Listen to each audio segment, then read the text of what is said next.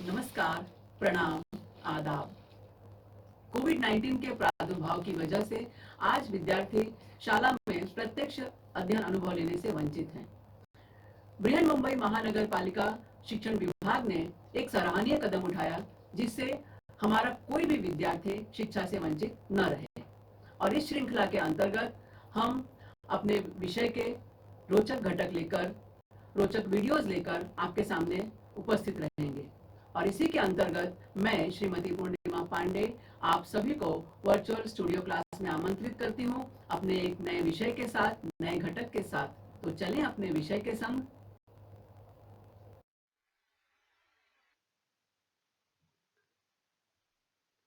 आधुनिक भारत का इतिहास, कक्षा 8वीं। असहयोग आंदोलन। यह पाठ हम जो पढ़ने जा रहे हैं, उस पाठ को पढ़ने के बाद हमारे विद्यार्थियों के विचारों में, उनके दृष्टिकोण में क्या बदलाव आना चाहिए, तो वह मुद्दा है गांधी जी की अहिंसा की परिकल्पना और उसका भारत की स्वतंत्रता और राष्ट्रीय आंदोलन पर क्या परिणाम हुआ। इस बात को हमें जानना है। स्वराज्य मेरा जन्मसिद्ध अधिकार है और इसे मैं लेकर रहूंगा, यह नारा देने वाले लोकमान्य बाल गंगाधर तिलक। इनका निधन हुआ 1 अगस्त 1920 ईस्वी में।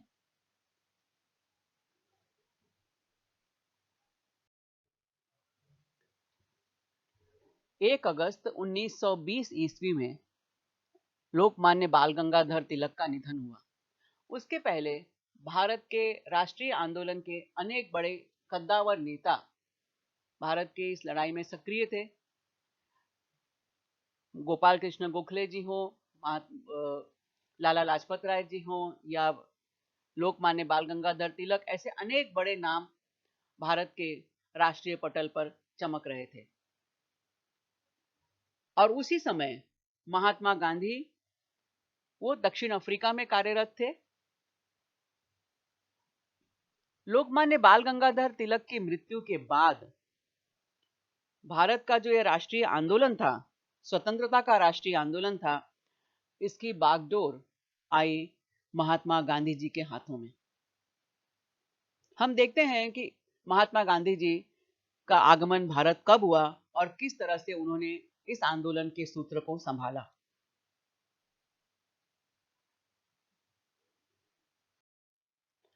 उन्नीस सौ 20 ईस्वी से 1947 ईस्वी तक के कालखंड को हम इतिहास में, भारत के इतिहास में गांधी युग के नाम से भी जानते हैं।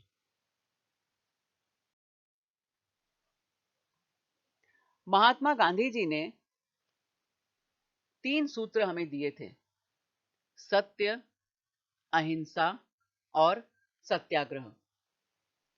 महात्मा गांधी जी ने इन्हीं 3 सूत्रों को अपनी आजादी की लड़ाई का प्रमुख हथियार बनाया।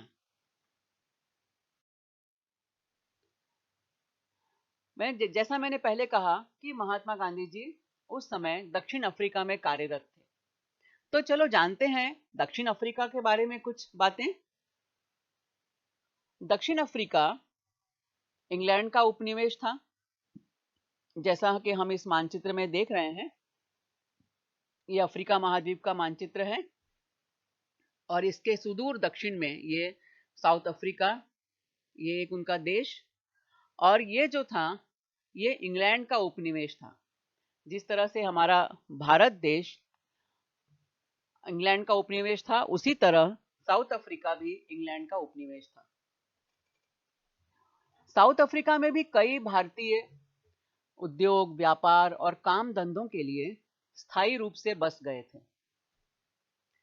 और जैसा कि ब्रिटेन के लोगों की आदत थी, वे अपने को गोरा कहते थे, श्वेत, और उनको लगता था कि हमारा ये जो श्वेत रंग है, हमारा जो गोरा रंग है, ये हमको दुनिया में सर्वश्रेष्ठ बनाता है। और इसी मानसिक जो उनकी ये धारणा थी, इसी धारणा के चलते 1906 ईस्वी में साउथ अफ्रीका में, दक्षिण अफ्रीका में उन्होंने एक आदेश निकाला इंग्लैंड के जो शासक थे उन्होंने आदेश निकाला। और क्या आदेश निकाला कि अश्वेत वर्णियों को अपना पहचान पत्र अपने पास रखना अनिवार्य होगा। यानी जो भी अश्वेत हैं, अश्वेत मतलब जो काले लोग हैं, जो श्वेत नहीं हैं, अश्वेत, उसमें उपसर्ग है अश्वेत। तो जो लोग गोरे नहीं हैं अर्थात जो लोग काले हैं, उन्हें अपना एक पहचान पत्र हमेशा अपने पास रखना होगा, ये कंपलसरी। और यदि आपके पास पहचान पत्र नहीं मिलेगा तो आप दंड के भागी बनेंगे। तो इस तरह का उन्होंने एक कानून वहां बना दिया, आदेश निकाल दिया। अब उसमें जितने भी काले लोग थे जो वहां के मूल निवासी और जैसे भारत जैसे देशों से गए हुए बसे हुए लोग, इन सभी को इंग्लैंड वाले काला ही कहते थे। हम भारतीय अपने को भले वहां समझे कि हम गोरे हैं, हमारा रंग साफ है, लेकिन इंग्लैंड की नजर में जो भी एशियाई देशों के लोग हैं, अफ्रीका के देशों के लोग हैं, ये सब काले ही कहे जाते थे। अब जो ये भारत के बसे हुए लोग थे, इनको इसमें बड़ा बहुत अपमान महसूस हुआ कि ये कौन सा तरीका है कि हम एक दो समान व्यक्ति हैं, सिर्फ रंग के आधार पर इनमें भेद किया जाए। तो उन लोगों ने इस आदेश का विरोध करना शुरू किया, लेकिन उनके पास कोई अपनी उनकी बात रखने वाला कोई नेतृत्व नहीं था। तो महात्मा गांधी जी उस समय वहां वकालत करते थे। तो ये लोग महात्मा गांधी जी के पास गए। महात्मा गांधी जी ने सत्याग्रह के मार्ग को अपनाया और इस अन्याय के विरुद्ध वहां के लोगों के लिए न्याय प्राप्त किया। इंग्लैंड के जो शासक थे उनके खिलाफ आवाज उठाई। गांधी जी बहुत ही सक्षम बैरिस्टर थे, बुद्धिमान तो थे ही, और उन्होंने निडर भी थे, निर्भीक भी थे। उन्होंने उस अन्याय के खिलाफ आवाज उठाई और अंततः दक्षिण अफ्रीका में अश्वेत लोगों को न्याय मिला।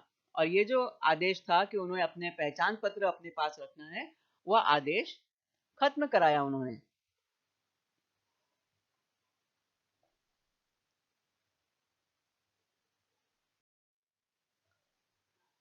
गांधी जी का भारत में आगमन 9 जनवरी 1915 ईस्वी को गांधी जी दक्षिण अफ्रीका से भारत लौट आए। तो गांधी जी का जब भारत में आगमन हुआ तो उन्होंने सत्याग्रह का दर्शन हम भारतीयों को कराया। चंपारण सत्याग्रह और खेड़ा सत्याग्रह बहुत ही प्रसिद्ध सत्याग्रह हैं भारतीय इतिहास में। तो इन सब की जानकारी हम अपने इस पाठ में आगे लेते चलेंगे।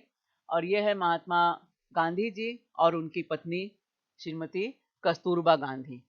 जब महात्मा गांधी 1915 में भारत आए तो उनकी वेशभूषा इस तरह से हुआ करती थी।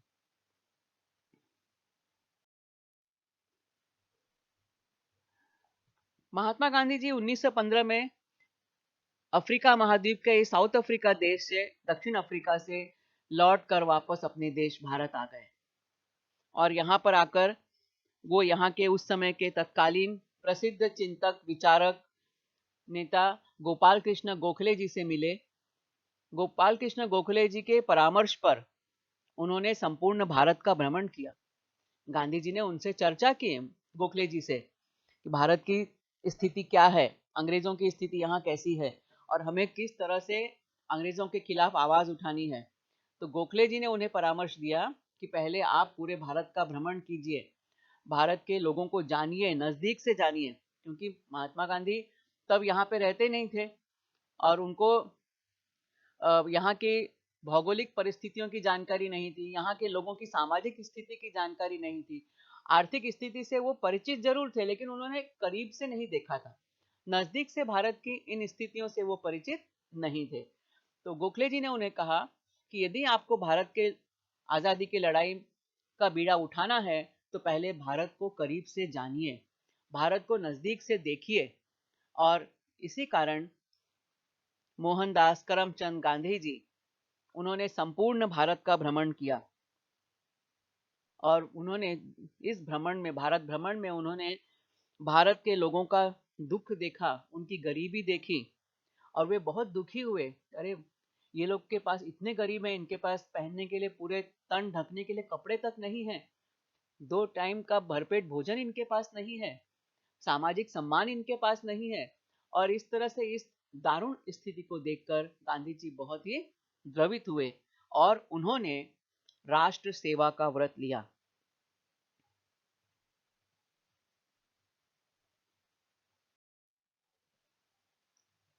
सामान्य लोगों का दुख और उनकी दरिद्रता देखकर गांधी जी ने राष्ट्र सेवा को अपना लिया।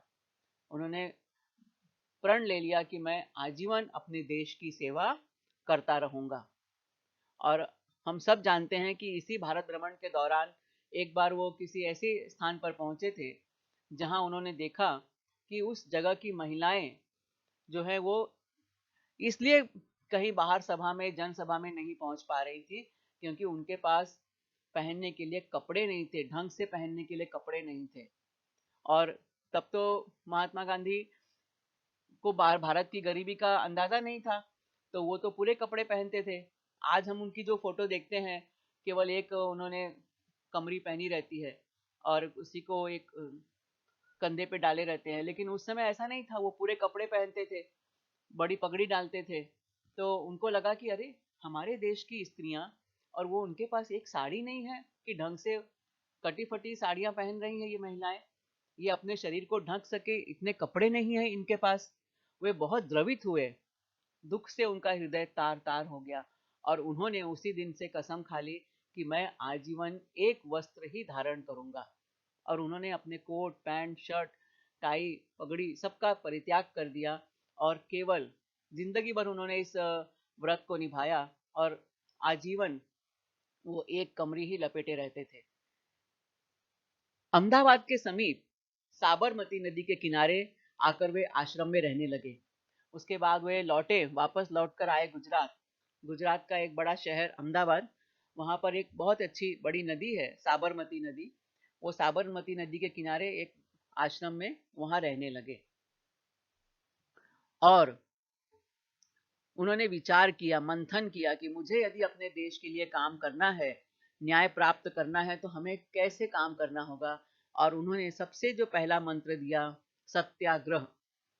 सामान्य लोगों के लिए, सामान्य लोगों को न्याय प्राप्त कराने के लिए उन्होंने सत्याग्रह का मंत्र दिया। और ये असहयोग आंदोलन जो था, यह सत्याग्रह का सहारा पाकर, सत्याग्रह का आधार लेकर बड़ी तेजी से आगे बढ़ा। क्या है ये सत्याग्रह?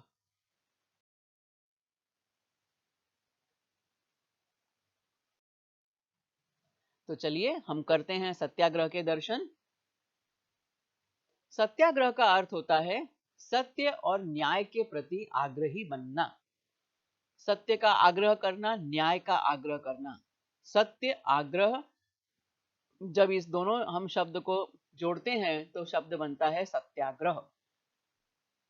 और सरल शब्दों में कहें तो अन्याय करने वाले व्यक्ति को संयम और अहिंसा के मार्ग पर चलकर सत्य और न्याय का बोध कराना तथा उस व्यक्ति का मन परिवर्तित करना सत्याग्रह का उद्देश्य है। तो इसमें दो चीजें हैं, महत्वपूर्ण है। पहला क्या है, सत्याग्रह कौन करेगा? जिसके ऊपर अन्याय हो रहा है। तो जब किसी के ऊपर अन्याय हो रहा है तो और एक पक्ष है जो अन्याय कर रहा है, तो अन्याय करने वाले व्यक्ति का मन बदलना है। कैसे बदलना है? उसे हमें दंडित नहीं करना है, उसको सजा नहीं देनी है, उसके साथ मारपीट नहीं करनी है। तो कैसे करना है? तो संयम और अहिंसा के मार्ग पर चलकर। हम किसी की हिंसा नहीं करेंगे, हम किसी को मारपीट नहीं करेंगे और इस मार्ग पर चलते हुए अत्याचारी को सत्य और न्याय का बोध कराना, यही सत्याग्रह का मूल उद्देश्य था। सत्य का आग्रह तो करना है लेकिन शांति के साथ, बिना लड़ाई झगड़े के। और इस सत्याग्रह की लहर ऐसी चल पड़ी कि कालांतर में केवल भारत ही नहीं बल्कि अनेक देशों की जनता ने अन्याय का प्रतिकार करने के लिए सत्याग्रह के रास्ते को स्वीकार किया। और भारत से बहुत बहुत दूर अमेरिका में वहां के जो अश्वेत वर्णी थे, यानी वहां के जो काले लोग थे, उनके अधिकारों के लिए जिसने आवाज उठाई थी वे थे महान मार्टिन लूथर किंग और दक्षिण अफ्रीका के नेल्सन मंडेला। तो इन लोगों पर भी गांधी जी के सत्याग्रह का बहुत बड़ा प्रभाव पड़ा और इन्होंने आजीवन सत्याग्रह के मार्ग को अपनाया। तो इस तरह हम देखते हैं कि महात्मा गांधी जी किस तरह से केवल अपने ही देश में नहीं बल्कि विदेशों के मन पर भी उन्होंने अधिकार कर लिया। विदेशियों के मन पर भी, मस्तिष्क पर, अपने विचारधारा से, अपने कार्य से उन्होंने लोगों के मनो मस्तिष्क पर अधिकार किया। चंपारण सत्याग्रह। यूं तो महात्मा गांधी जी के जीवन में अनेक आंदोलन और दर्ज हैं, उनके नाम पर अनेक सत्याग्रह उनके नाम पर दर्ज हैं, लेकिन जिस सत्याग्रह ने उनके जीवन में महत्वपूर्ण भूमिका निभाई वह है चंपारण सत्याग्रह। चंपारण बिहार का एक क्षेत्र है और वहाँ के जो किसान थे वे बड़े पैमाने पर खेती किया करते थे। तो अंग्रेज बागानों ने क्या किया? अंग्रेज बागानों ने भारतीय किसानों पर नील की फसल उगाने की जबरदस्ती की। उन्होंने कहा कि भाई आपको और किसी फसल की खेती नहीं करनी है, सिर्फ नील की खेती करनी है और नील की खेती करेंगे और ये जो नील का उत्पादन होगा वह एक फिक्स दाम पर ही उन्हें अंग्रेजों को बेचना है। तो इस तरह से क्या हुआ कि किसानों की मेहनत जितनी होती थी, अब अंग्रेजों ने प्राइस फिक्स कर दिया कि इतने ही दाम पे बेचना है। अब किसानों की मेहनत, किसानों की लागत वो कई बार उससे ज्यादा भी होती थी, लेकिन अब चूंकि अंग्रेजों ने कीमत तय कर दी थी तो उससे अधिक वो दाम पे बेच ही नहीं सकते थे वो। तो इसलिए किसानों को हानि उठानी पड़ती थी, आर्थिक हानि उठानी पड़ती थी, क्योंकि उनकी लागत ही वसूल नहीं हो पाती थी और लगान तो सरकार वसूल करती थी उनसे बराबर। तो इस तरह से किसान बहुत परेशान हो गए थे, लेकिन उनकी परेशानी सुनने वाला कोई नहीं था। तो गांधी जी 1917 ईस्वी में चंपारण गए। गांधी जी ने भारत भ्रमण कर ही लिया था, तो उनको धीरे धीरे भारत की आर्थिक, सामाजिक, राजनीतिक गतिविधियों में उनकी भूमिका सक्रिय होने लगी थी। तो गांधी जी को जब पता चला तो वो गए चंपारण, वहां किसानों से मिले और उनको संगठित किया उन्होंने और सत्याग्रह पद्धति से आंदोलन किया। गांधी जी द्वारा भारत में किया गया यह आंदोलन सफल रहा और किसानों के साथ न्याय हुआ। उनको नील की खेती जो जबरदस्ती उनसे करवाई जाती थी उससे उनको छूट मिल गई। खेड़ा सत्याग्रह। चंपारण सत्याग्रह के बाद जो प्रमुख आंदोलन हुआ हमारे देश में किसानों का वह था खेड़ा सत्याग्रह। खेड़ा गुजरात का एक छोटा सा जिला। यहाँ पर स्थितियां बिल्कुल विपरीत थी। यहाँ पर किसानों के साथ कोई जबरदस्ती नहीं थी। आहा, कितना अच्छा लगा ना सुन के। लेकिन बच्चों की स्थिति क्या थी? यहाँ तो ऐसी स्थिति थी कि यहाँ लगातार अकाल पड़ रहा था। अकाल पड़ना मतलब बारिश नहीं हो रही थी, पीने के लिए पानी नहीं था, तो खेती में सिंचाई के लिए पानी कहाँ से मिलेगा? तो खेती नहीं हो रही थी, फसल नहीं हो रही थी, लगातार किसान जो थे वो संकट में जी रहे थे। लेकिन ब्रिटिश सरकार को इन सब से कोई लेना देना नहीं था। उनको क्या चाहिए था? हमारा टैक्स। और उनको वो जबरदस्ती, जोर जबरदस्ती से मार पीट करके किसानों से कर वसूल कर रहे थे। अब किसान तो बेचारे परेशान। गांधी जी ने उन्हें सहारा दिया, उनका साथ दिया। गांधी जी ने किसानों से कहा कि आप लोग लगान मत अदा कीजिए, आप सब एकजुट हो जाइए और सब लोग एक साथ मिलकर आवाज उठाइए कि आप सभी लोग लगान नहीं देंगे। किसानों को ये बात जमी और सभी किसानों ने गांधी जी के नेतृत्व में यह अपनी आवाज उठाई, क्योंकि किसान कमजोर थे। उन्होंने कहा हमारे पास एक कुशल नेतृत्व चाहिए, मजबूत नेतृत्व चाहिए। तो गांधी जी ने उस आंदोलन का नेतृत्व करना स्वीकार किया और गांधी जी के लीडरशिप में, गांधी जी के नेतृत्व में खेड़ा जिले के किसानों ने 1918 ईस्वी में लगान बंदी आंदोलन प्रारंभ कर दिया कि अब हम लोग कोई भी ब्रिटिश सरकार को लगान नहीं देंगे। और यह आंदोलन जो था ये रंग लाया और थोड़े समय के बाद सरकार को झुकना पड़ा और सरकार ने किसानों का लगान माफ कर दिया। अहमदाबाद का श्रमिक आंदोलन। ये समय था प्रथम विश्व युद्ध का।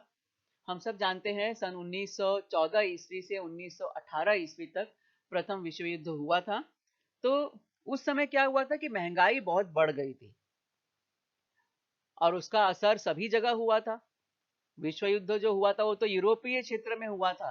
देश विदेश के अनेक अहमदाबाद जो क्षेत्र है भारत के गुजरात राज्य का एक वहाँ प्रसिद्ध स्थान है अहमदाबाद। तो अहमदाबाद में वैसे भी शुरू से औद्योगिक क्षेत्र रहा है। तो वहाँ जो श्रमिक थे, मिल मजदूर जो थे, उन्होंने कहा कि भाई हमारे पास महंगाई इतनी बढ़ गई है और आप जो हमको पगार दे रहे हैं, जो वेतन दे रहे हैं, उस वेतन में हमारा गुजारा नहीं होता। हमारी हमारे वेतन में वृद्धि की जाए। लेकिन मिल मालिकों ने श्रमिकों की इस मांग को ठुकरा दिया। अब श्रमिक मजदूर बेचारे कमजोर, उनके पास कोई लीडरशिप नहीं, कोई उनका नेता नहीं।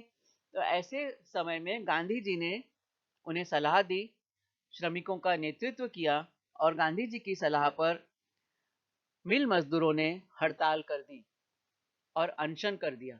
हड़ताल कर दी मतलब काम बंद कर दिया।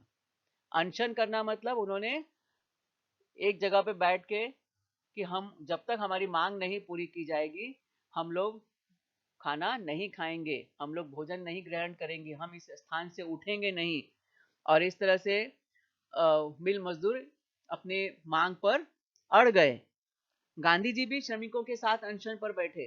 गांधी जी भी भूख हड़ताल पर बैठे कि भाई मैं भी इन श्रमिकों के साथ हूँ, इन मजदूरों के साथ हूँ। और इसका प्रभाव पड़ा, इसका असर हुआ और अंत में मिल मालिक पीछे हटे और श्रमिकों के वेतन में बढ़ोतरी की, उनके वेतन को बढ़ाया। तो इस तरह गांधी जी ने इस सत्याग्रह के बल पर, चंपारण सत्याग्रह हो, चाहे खेड़ा सत्याग्रह हो, चाहे अहमदाबाद का श्रमिक आंदोलन हो, इस सभी आंदोलनों को एक प्रमुख हथियार दे दिया कि हम बिना लड़ाई के, बिना खून खराबे के, बिना हिंसा के भी हम अपने हक की मांग कर सकते हैं। इसके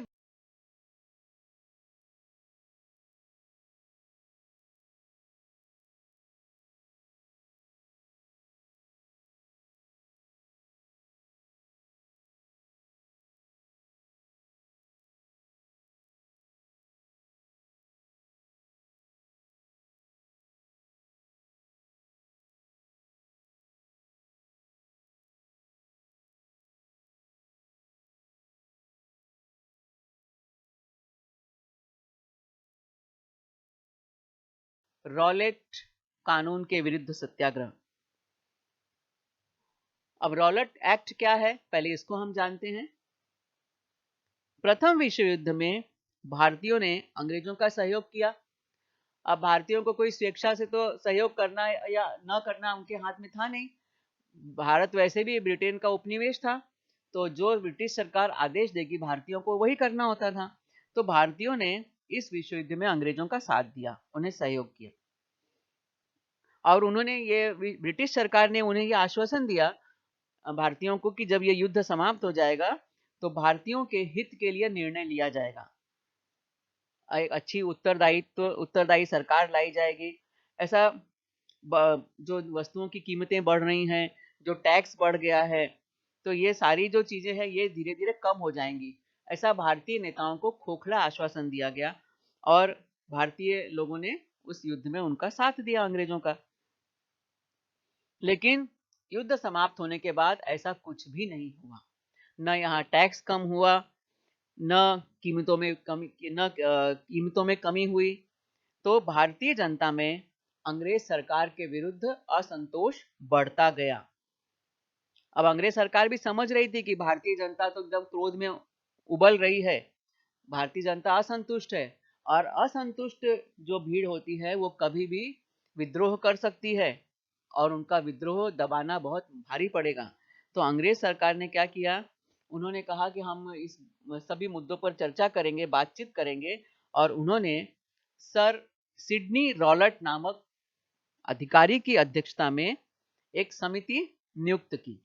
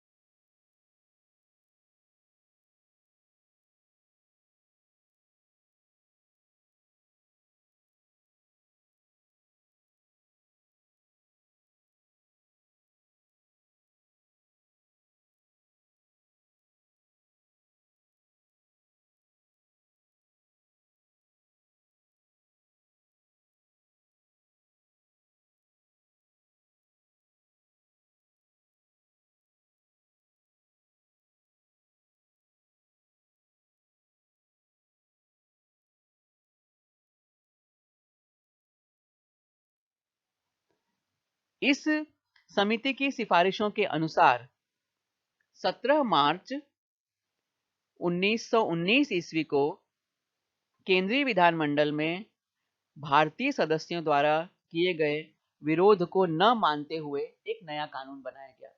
भारतीय सदस्यों की जो भी मांग थी उनको किसी पर ध्यान नहीं दिया गया। न कहीं कीमतों में वृद्धि को रोका गया, न टैक्स में कमी लाई गई, किसी भी बात को नहीं माना गया और उन्होंने एक नया कानून बना दिया। इस कानून को रॉलट एक्ट के नाम से जाना गया।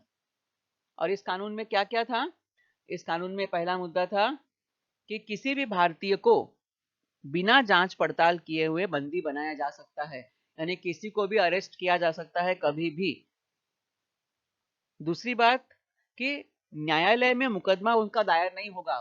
जिस भारतीय को कैद किया जाएगा, पकड़ा जाएगा, उसका मुकदमा कोर्ट में नहीं पेश किया जाएगा, यानी सीधे उसको जेल में ही बंद कर दिया जाएगा। इसका मतलब क्या कि कोई भी भारतीय अपने खिलाफ होने वाले अन्याय के विरुद्ध न्यायालय में गुहार नहीं लगा सकता था। अब भारतीय तो एकदम से आग बबूला हो गए, जितने लोग थे इंडियंस, उन्होंने इसे काला कानून कहा कि ये कोई कानून है, ये तो काला कानून है। कानून का अर्थ क्या होता है कि जो सामान्य जनता के अधिकारों के प्रति एक सजगता दिखाए और अधिकार दिलाने के लिए, न्याय दिलाने के लिए काम करे। लेकिन ये कैसा कानून है? भारतीयों ने इसे काला कानून कहकर संबोधित किया और इस कानून के विरुद्ध पूरे देश में क्रोध की लहर फैल गई।